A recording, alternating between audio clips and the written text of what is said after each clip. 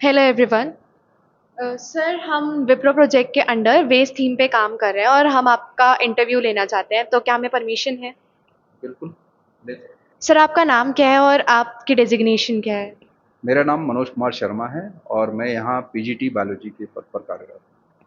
Sir, हम जानना चाहेंगे कि कितने टाइप के वेस्ट प्रोड्यूस होते हैं, उनको मैनेज कैसे किया जाता है, उनसे क्या हार्मफुल गैसेस जनरेट होती हैं या हमें क्या इफ़ेक्ट हो सकते हैं हम कैसे उसको रिड्यूस कर सकते हैं? स्कूल में कई तरह का वेस्ट जनरेट होता है। एक तो क्लासरूम वेस्ट होता है, क्लासरूम के अंदर जो भी बच्चे कागज़ वगैरह फैलाते हैं या कुछ स्नैक के पैकेट्स वगैरह हैं, चॉकलेट के रैपर्स हैं, वो सब फैला सकते हैं।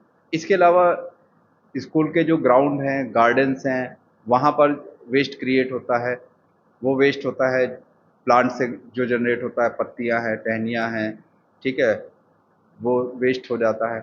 और इसके अलावा कुछ वेस्ट ऐसा भी होता है, जैसे फर्नीचर वगैरह का वेस्ट होता है, ठीक है? जो कंडम हो जाते हैं, उनको भी जो है एक यार्ड में स्टोर किया जाता है फर्दर प्रोसेसिंग के लिए। लेबोरेटरीज़ होती हैं, लेबोरेटरीज़ में अलग-अलग तरह का वेस्ट होता है, ख़ास करके बायोलॉजी लैब में डिफरेंट टाइप्स के एक्सपेरिमेंट कराते समय बहुत सारे वेस्ट जनरेट होते हैं। इसके अलावा केमिस्ट्री लैब्स में केमिकल्स जनरेट होते हैं। ग्लासवेयर यूज़ किया जाता है, तो कभी-कभी ऐसा भी हो जाता है एक्सीडेंटली कुछ ग्लासवेयर टूट भी जाते हैं, तो ग्लास का वेस्ट क्रिएट होता है। तो बहुत सारे वेस्ट हैं, जिनको प्रॉपर तरीके से मैनेज किया जाता है स्कूल प्रीमाइसेस में। सर, इसमें से कौन से वेस्ट ऐसे हैं जो हमें अफ़ेक्ट कर सकते हैं या हमारे वर्कर्स जो इनको कलेक्ट कर रहे हैं उनको कुछ हार्म पहुँचा सकते हैं?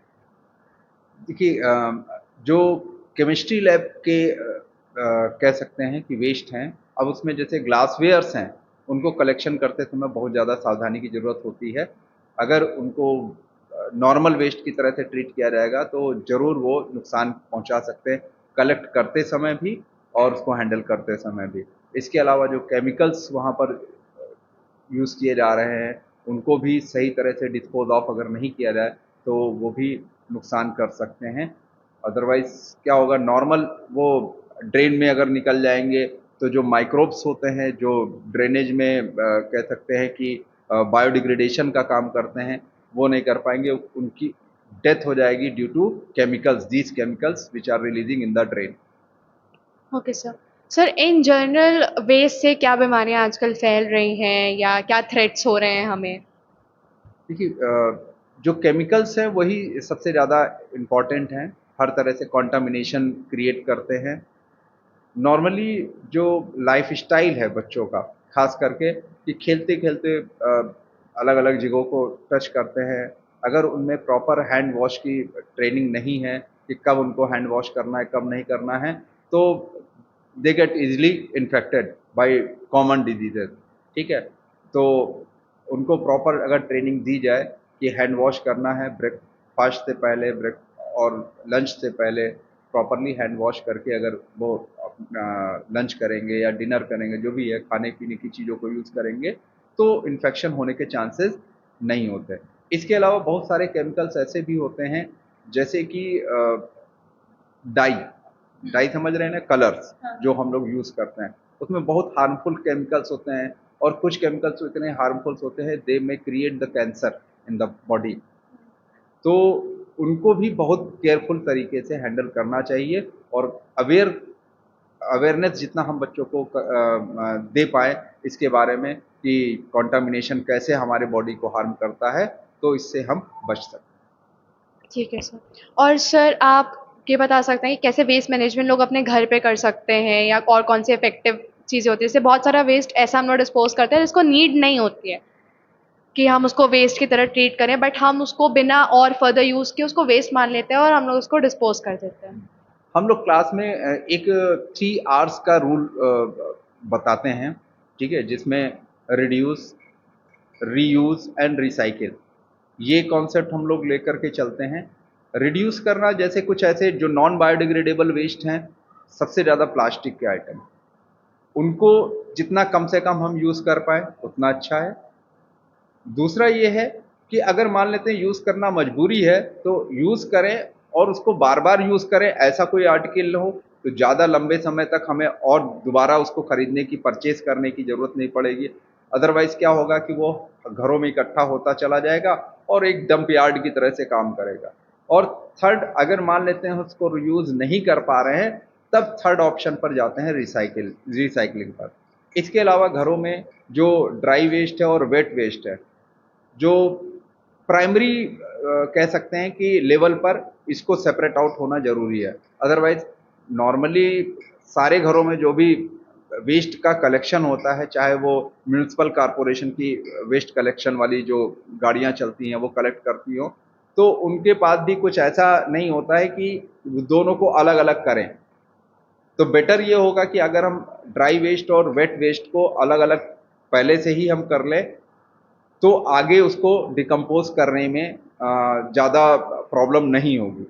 होता क्या है कि प्लास्टिक भी उसी में है और जो डिग्रेडेबल वेस्ट है, जैसे सब्जियों के छिलके हुए, फलों के छिलके हुए या फूल पत्तियाँ हैं, ये सब डिग्रेड हो सकता है और ये डिकम्पोज़ होकर के मैन्योर की तरह से भी काम कर सकता है। अगर घर में गार्डन है, तो हम एक कंपोस्ट पिट बना करके भी उसको कह सकते हैं कि मैन्योर में कन्वर्ट कर सकते हैं and we can utilise in our garden.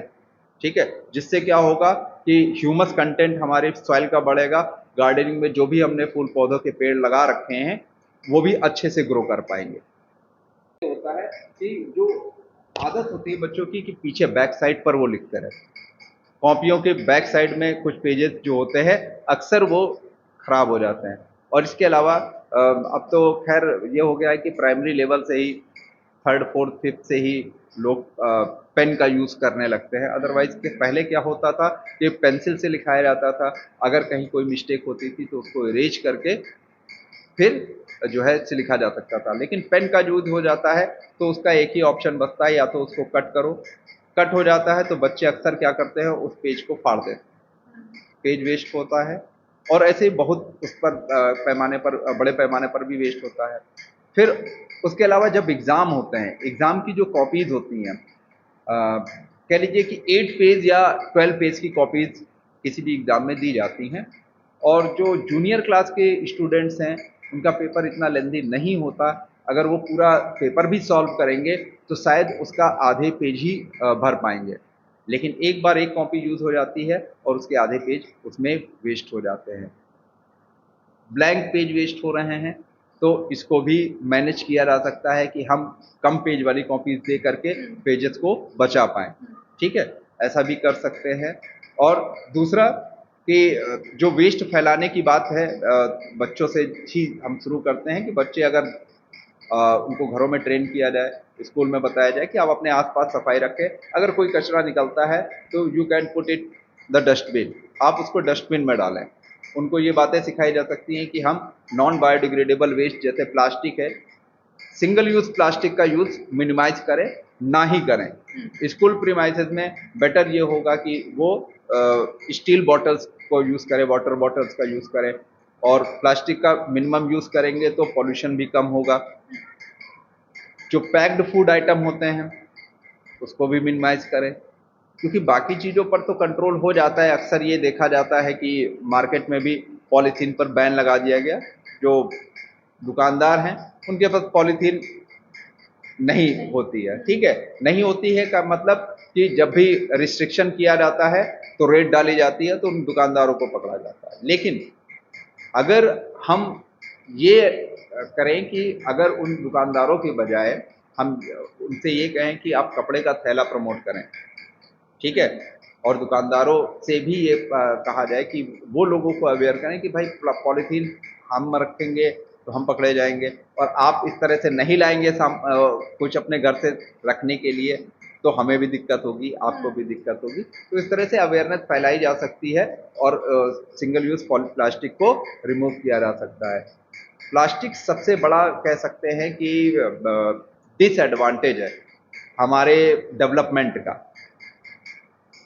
कोई भी सीजन हो और उसका जो सबसे बड़ा इम्पैक्ट है, सीजन का जो इम्पैक्ट होता है, बैड इम्पैक्ट कह सकते हैं, वो प्लास्टिक के कारण कहीं ना कहीं डायरेक्टली और इनडायरेक्टली वो उसमें इन्वॉल्व है।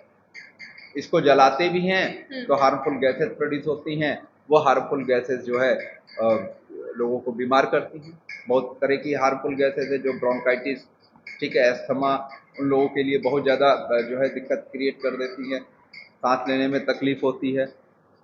ये सारी चीज़ें हैं। तो मिनिमम यूज़ ऑफ प्लास्टिक ये एक बेटर वे है।